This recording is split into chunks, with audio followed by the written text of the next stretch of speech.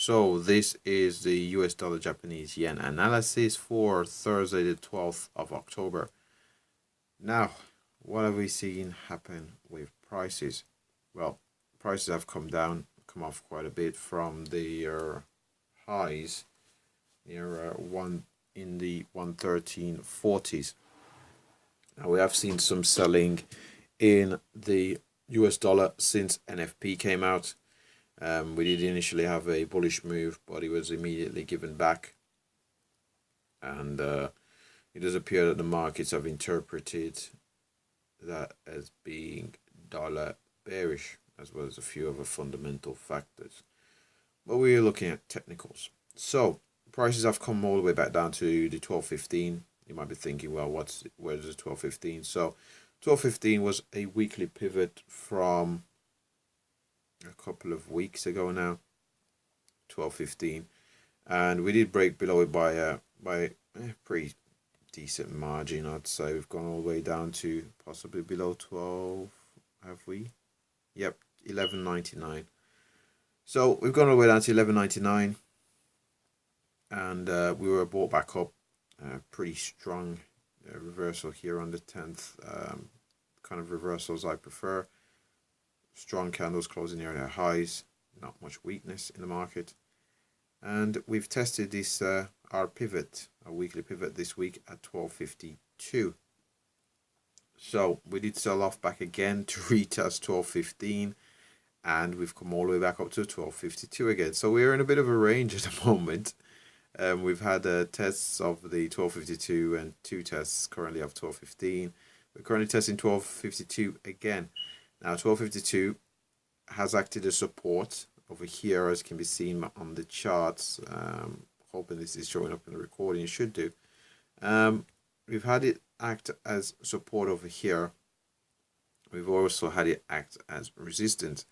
So we come up to the weekly pivot about 12.52. It was also a level marked in several weeks ago, and yeah. So we're looking to see what prices do. Now this is our second test. We've had quite a few tests now up 12.52, and if you've watched any of my previous videos, once a level has been tested several times, it usually breaks in the direction of from where momentum is testing. So if it's testing it from above, say they're selling and it's testing from above, if it's constantly tested, it usually breaks and prices continue to the downside. Again, if it's been tested from underneath by buyers, by bulls, it usually breaks and a continuation to the upside follows. So we're currently being supported by, we're currently above the 50 period moving average, above the 20 period moving average, and we've also got this longer term moving average as well in black. So above us we've got the let's see, we've got the 200 period moving average, and that's currently sitting up at 112.67. That's currently sitting up at 112. Oh, on a second here, did I just move my chart? Yeah, 112.57. That's where the 200 period moving average is. So we've had the two touches of 12.15, broke down slightly below, but nothing to be too concerned about. We're currently at 12.52, so we might see another pullback before another test and break of the level. If we do see a test and break, if we do not break in this instant now before this analysis is complete, I'll be looking at bullish price action beneath, or see if prices do react positively to 12.15 again for a continuation of upside momentum towards 12.52 and a subsequent break all the way up to 12.77. Now if we do break it before pulling back, 12.77 would be the short-term target, as well as this 200 period moving average, which I expect to be broken. Yes, I do expect this 200 period moving average to be broken if we do break above 12.52.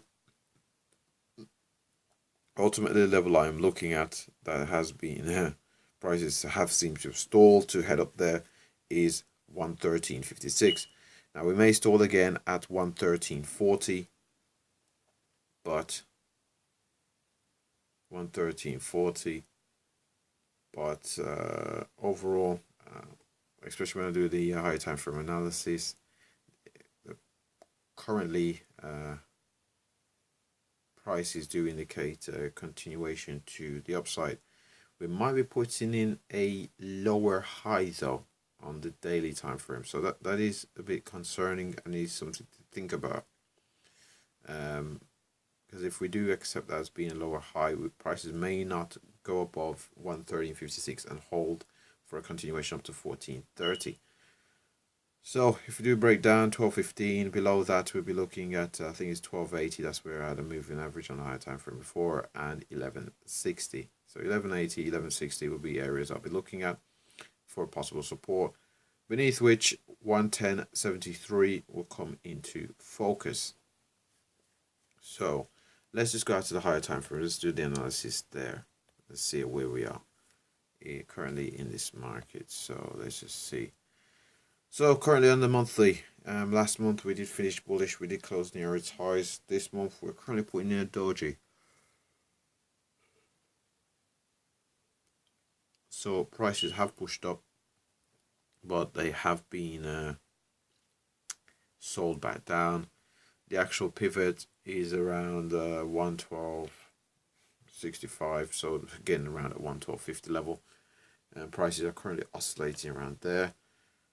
Overall, we can see we've had our low, we've had a higher low, we've had what I expect to be a bull flag, but it has retraced quite heavily on the monthly time frame. This US dollar against Japanese yen. So let's just go to the weekly time frame. Let's just see what we can see there. Again on the weekly time frame, my word, like on the weekly time frame, this is not a nice chart to look at. It is not pleasing on the eye. It's not very aesthetic. So, and the reason I say that is because it's the overall structure, how candles have developed and the current candles form. Well, we've not had a move to either the downside or the upside. We've gone into a bit of a sloping range to the downside initially. We do appear to be challenging this sloping range, and we've had a case of not much momentum in that prices have come down, bought back up. They were sold down, bought back up, sold down, brought back up, and in a very seesaw motion would likely have chopped up a few traders unless they were trading a time frame appropriate and a strategy appropriate for this rather strange price action that has developed on these higher time frames. So we've posted a lower low, but prices are coming up to 14.30. Now if we do break down from here, as can be seen by this weekly chart. So on this weekly chart last week, we did push up and we're sold back down. This week we have not been able to push back up, so that does indicate some weakness. And last week's high being at 113.44, not exactly 113.56 I was looking for, but it is pretty close. Within 12 points is pretty close. And so we could be putting in a lower high here. So it'd be a series of lower highs and lower lows. So if we do put in this lower high, further continuation to the downside would be expected. So tests in and around the 110 area and breaks down to the 109 would be expected, but these are going to be mid to long term trades. So overall, on the weekly time frame, we are still bullish. If you look at the overall trend, we've had 3 consecutive bullish weeks. Okay, last week was a week where we pushed up and closed back down, a bit of indecision, a bit of a, I think it's called I think it's called a gravestone doji or something. I'm not sure, but price have been gone up and closed back down. So let's just see where we are with the so our current, what is that? Our current 200 period moving average is at 1180 on the weekly time frame, so possibly providing dynamic support. We've got the 50 period at let's just say 112, and was it 112? 50 periods at 112. So the 200 is the one I'm most looking.